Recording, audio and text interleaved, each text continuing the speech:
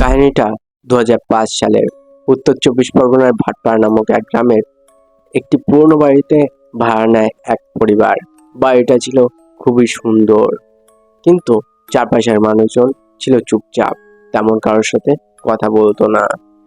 পরিবারের মধ্যে ছিল এক নবদম্পতি, অরুণ আর শ্রেয়া। নতুন সংসার, ভালোভাবেই সবকিছু চলছিল। একদিন সন্ধ্যাবেলায় শ্রেয়া দেখতে পায় নীল শাড়ি পরনে চুলগুলো সামনের দিকে ঝুলিয়ে রেখে এক মহিলা দাঁড়িয়ে রয়েছে ছাদের এক কোণে। প্রথমে সে ভাবে পাড়ার কেউ, কিন্তু রোজ সে সন্ধ্যা 7টার পর দেখতে পায় মহিলাটিকে একইভাবে একই জায়গায় দাঁড়িয়ে রয়েছে। একদিন সে ঠিক করে মহিলাটির সাথে কথা বলবে।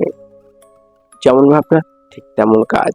পরের দিন শ্রেয়া ছাদে যায় মহিলাটির সাথে দেখা করতে, কিন্তু মহিলা আর আসে না। বাধ্য হয়ে শ্রেয়া যখন নিচে নামতে থাকে, জানালায় চোখ পড়ে। মহিলাটি একভাবে শ্রেয়ার দিকে তাকিয়ে রয়েছে, মুখ পুরো সাদা, চোখ কালো। একদিন শ্রেয়া ঘুম থেকে আচমকা উঠে দরজা বন্ধ করে দেয়। অনেকক্ষণ পর্যন্ত সাড়া না পাওয়ায় বাড়ির লোকেরা দরজা ভাঙতে বাধ্য হয়।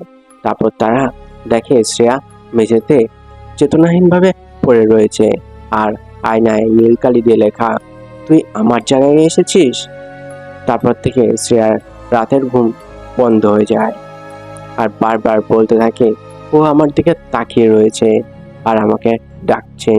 স্থানীয় মানুষেরা বলে বাড়ির আগের বাসিন্দা এক গৃহবধূ নীল শাড়ি পরে ছাদের ধারে আত্মহত্যা করেছিল। তারপর থেকে বাড়ির ছাদে আর কেউ যায় না।